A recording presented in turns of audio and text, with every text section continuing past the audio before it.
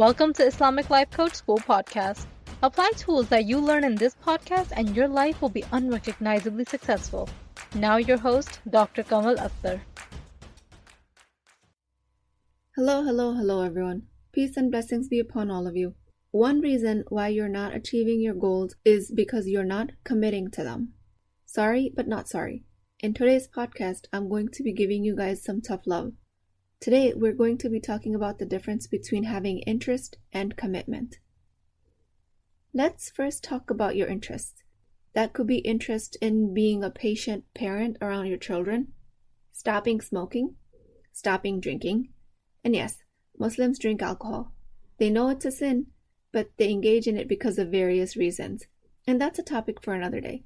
But you also might be interested in finding a life partner, getting married, might be interested in learning a new language or having children. So you have interest in getting all of these things done, and you spend a lot of time thinking about all of these. Just because you spend time thinking about something, fantasizing about the time when you reach the finish line, when you create that goal, it does not make it a commitment. Spending a lot of time thinking about an interest, so it feels like a commitment, but it's actually not a commitment. When you know it's a commitment is when you start to work towards it. You dedicate time and energy, and you show it with your actions that you're committed to a task, and you will feel uncomfortable. Thinking constantly about an interest and fantasizing about it actually feels really good. There's a certain dopamine release attached to that. Thinking about how good it will feel when you have accomplished the goal is not commitment. Because before it feels good, it will feel bad. The work towards the goal will feel all sorts of uncomfortable. That's the commitment. Interest also means I want to do many things, but I'm not going to commit to doing all of them all at the same time. For me personally, I'm interested in learning Arabic. I'm interested in clean dishes. I'm also interested in learning new strokes of swimming. I'm interested in coaching Muslim women into their peak mental fitness.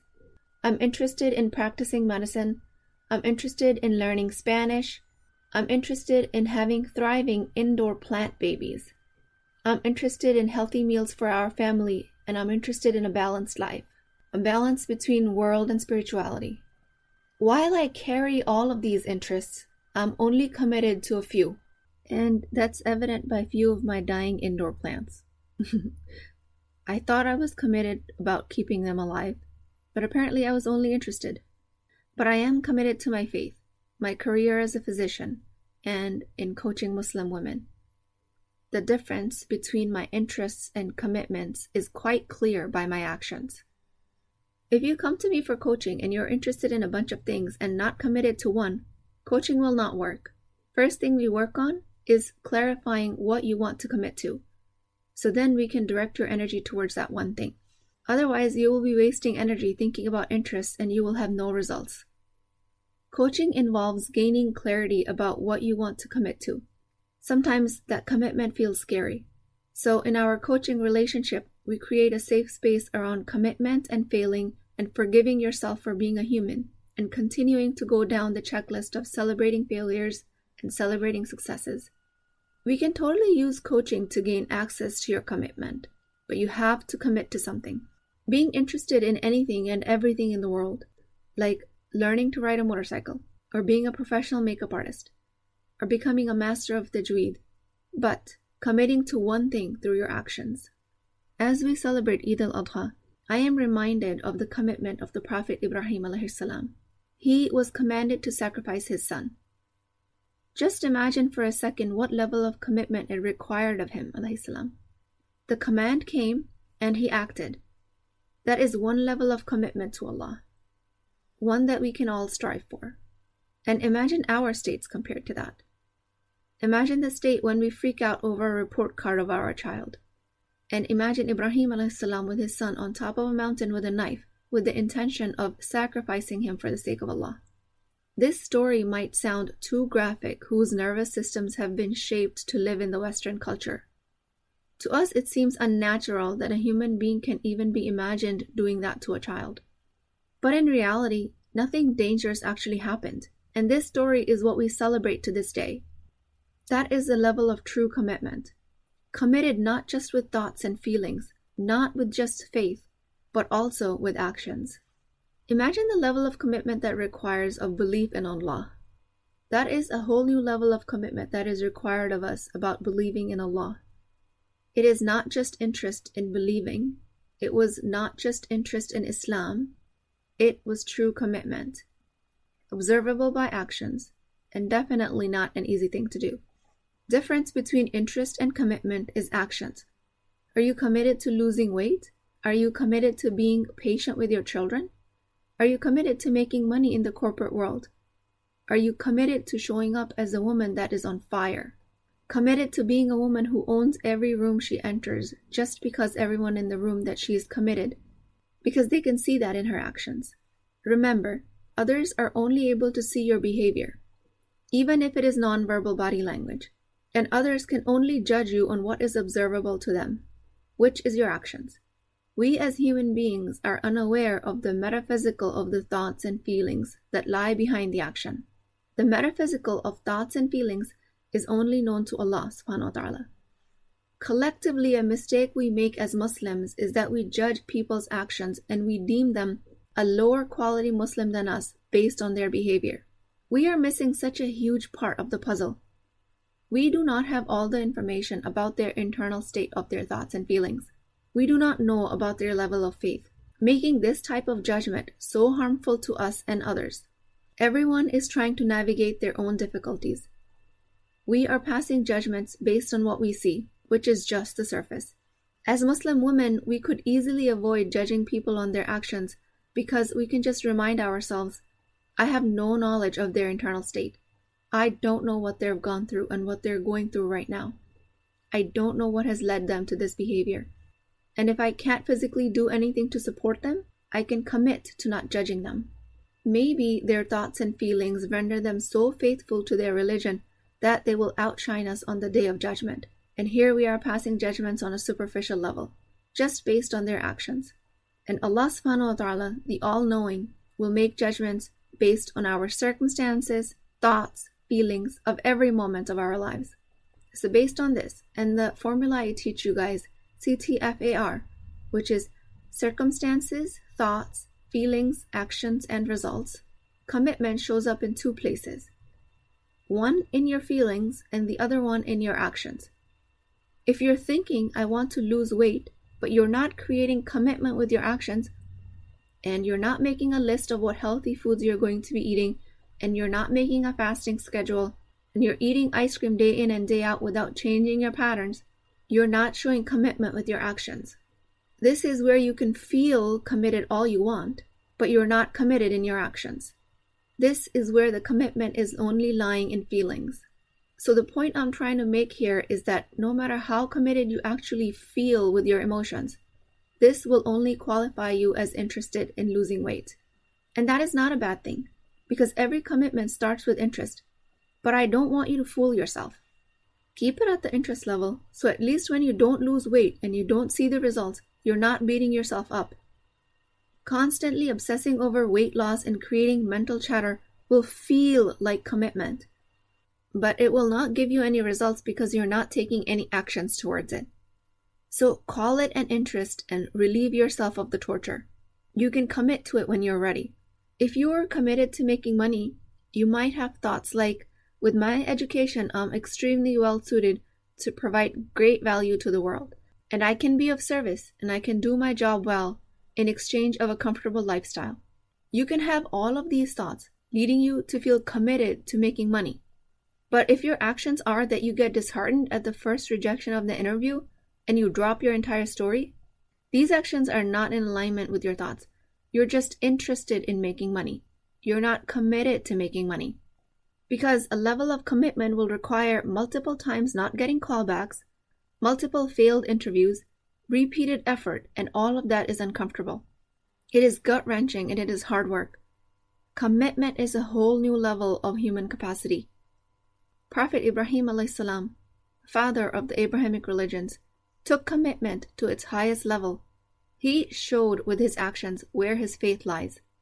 May Allah subhanahu wa ta'ala protect us from tests that put our faith in jeopardy. But luckily for most of us, we're facing very non-life-threatening type of commitments. and tests in life like, am I committed to my higher education or spending weekends on outings with my friends? Put your money where your mouth is. That phrase means show me with your actions what you say you're committed to. Because if you don't, I know you're only interested. Which, again, there's nothing wrong with that. Every commitment starts with interest. But don't confuse the two. Don't think that being interested in something is going to get you the result. It's not.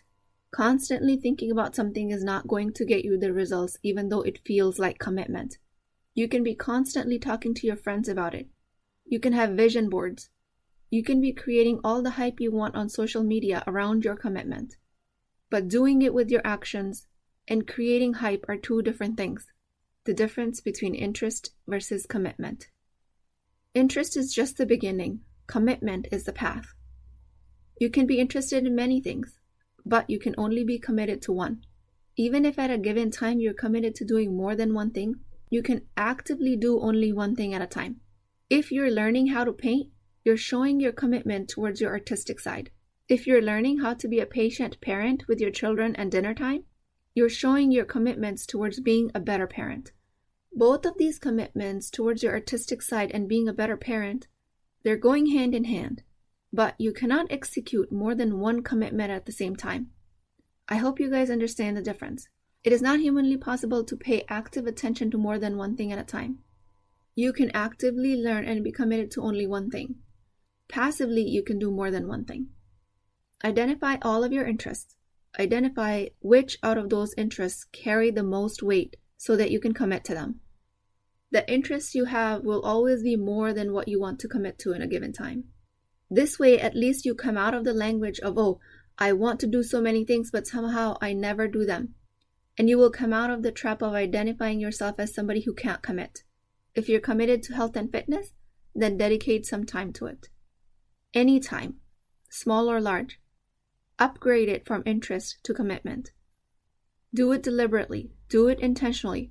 Swirling in the interest of a healthy lifestyle without taking even small action steps towards it and telling yourself you're not an athletic person, that is just heedlessness. That is a state of ghafla. What drives me up the wall, drives me absolutely insane, is when people come to me and say that they've been interested in achieving this goal for many years, but they don't think they're the kind of person who can do it. Really? Really? How much have you committed to this interest? How much time have you committed to this interest? And by that, I don't mean just thinking time. I mean how much effort, how much pain, how much blood, sweat, and tears have you committed? How much money have you committed towards this interest? And by this, I don't mean continue to feel bad and spin in your thoughts until you've reached your goal. How much mind management have you committed towards your goal? People that come to me and say that they're committed but they can't see results, but yet are not willing to put effort with mind management, I tell them you're not ready, and that's okay. But please find me when you're ready to commit. The women I coach are extraordinarily wonderful. They are dedicated to their careers, and they're committed to their families, communities, their religion. But then they also have doubts that they're not a good mother because they have a job, or they're not a good citizen because they don't have a job. Be committed to coming out of this feeling horrible all the time, because your brain will tell you something's gone wrong regardless of when you have a job or when you don't. Be committed to directing your brain so that it serves you.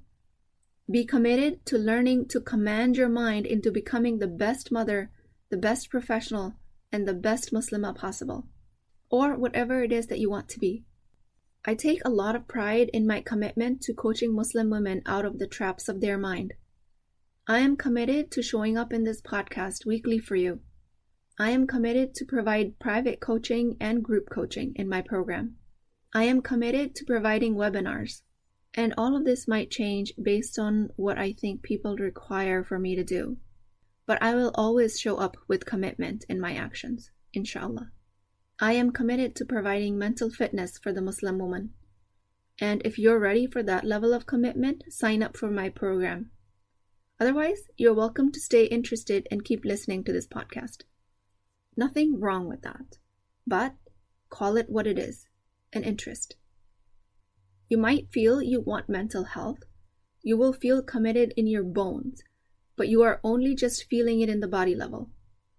When you up-level your commitment to your actions, your whole life will change. Until then, I pray that we can follow the example of Prophet Ibrahim alayhi salam in showing a fraction of commitment that he did. I pray to Allah subhanahu wa ta'ala that we value our interests enough to commit to them. I pray for clarity in my message, and I pray that you don't make it mean to commit means that you have to feel terrible all the time. Feeling terrible towards your commitment means that you're letting your lower brain run your life, rather than your commanding brain, your higher self. I pray to Allah subhanahu wa ta'ala for peak mental fitness for every Muslim woman. Please keep me in your du'as. I will talk to you guys next time. If you're interested in getting coached by me, I'm offering a very affordable opportunity to do that with Wisdom Wednesdays. This is not a course, not a lecture. This is an opportunity for live coaching, real change with Islamic adab and etiquette. You do not need more information. You actually need a space to create change. At $19.99 a month, which is the price of takeout dinner, you as a Muslim woman will create confidence, intimacy, and connection without shame or fear of judgment, because your privacy is my highest priority. So join at www.islamiclifecoachschool.com, resources, Wisdom Wednesdays. I'll see you inside, inshallah.